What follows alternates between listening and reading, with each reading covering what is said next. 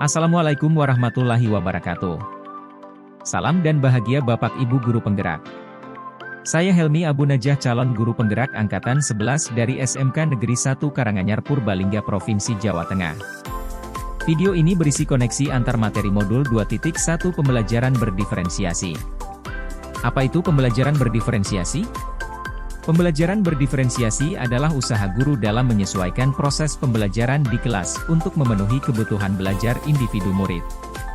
Artinya pembelajaran berdiferensiasi adalah pembelajaran untuk mendukung semua murid di kelas. Kita ingat setiap anak adalah unik. Mereka punya kelebihan dan kekurangannya masing-masing, begitu pula dengan minat, gaya belajar, kebiasaan, pola pikir, kemampuan literasi dan lain-lain, pasti berbeda kan? Nah, disinilah diperlukan usaha guru untuk dapat memenuhi kebutuhan belajar murid yang berbeda-beda agar mereka merasa nyaman saat belajar di kelas, dan tentunya tujuan pembelajaran dapat tercapai. Lalu bagaimana ya cara untuk dapat melakukan pembelajaran berdiferensiasi di kelas? Agar dapat melakukan pembelajaran berdiferensiasi, guru harus memahami tujuan pembelajaran.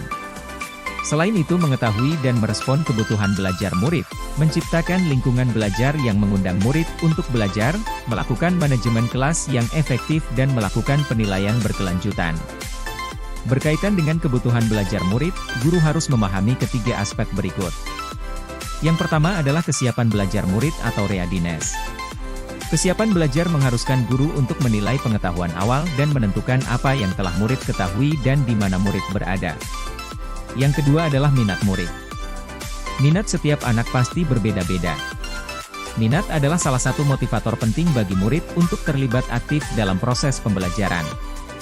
Dan yang ketiga adalah profil belajar murid. Berkaitan dengan lingkungan budaya, gaya belajar dan kecerdasan majemuk yang berbeda antara satu anak dengan yang lainnya. Kebutuhan belajar murid dapat diidentifikasi berdasarkan cara-cara berikut ini. Yang pertama, mengamati perilaku murid-murid. Selanjutnya, mengidentifikasi pengetahuan awal. Mereview dan melakukan refleksi praktik pengajaran. Berbicara dengan guru murid sebelumnya. Membaca raport di kelas sebelumnya.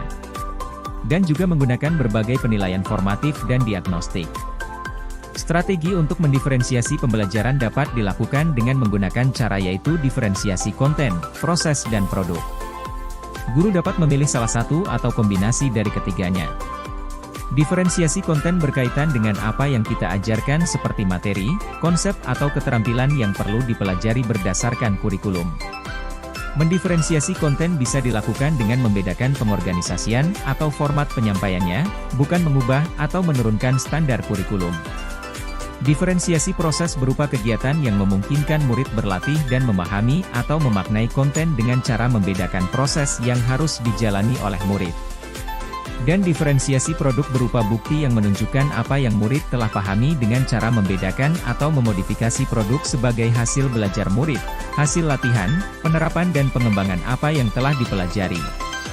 Lalu apakah ada keterkaitan antara modul pembelajaran berdiferensiasi dengan modul-modul yang lainnya? Tentu ada. Untuk dapat melakukan pembelajaran berdiferensiasi, maka guru harus berusaha memenuhi kebutuhan belajar anak sesuai dengan kodrat alam dan kodrat zaman sesuai dengan filosofi Ki Hajar Dewantara. Dalam melakukan pembelajaran berdiferensiasi, seorang guru penggerak harus berpihak pada murid, reflektif, mandiri, kolaboratif dan inovatif. Untuk menciptakan pembelajaran berdiferensiasi agar dapat memenuhi kebutuhan murid. Dengan demikian, seorang guru penggerak dapat mewujudkan kepemimpinan murid dengan menuntun murid merdeka belajar. Hal ini sesuai dengan nilai dan peran guru penggerak. Selanjutnya, pembelajaran berdiferensiasi dapat menjadi strategi untuk mewujudkan visi guru penggerak yang berpihak pada murid. Dan dalam pelaksanaan pembelajaran berdiferensiasi antara guru dan murid harus ada kesepakatan kelas terlebih dahulu agar proses pembelajaran dapat berjalan dengan baik sesuai dengan nilai-nilai budaya positif. Demikian pemaparan koneksi materi modul 2.1. Semoga dapat menginspirasi. Terima kasih dan salam guru penggerak, tergerak, bergerak, menggerakkan. Wassalamualaikum warahmatullahi wabarakatuh.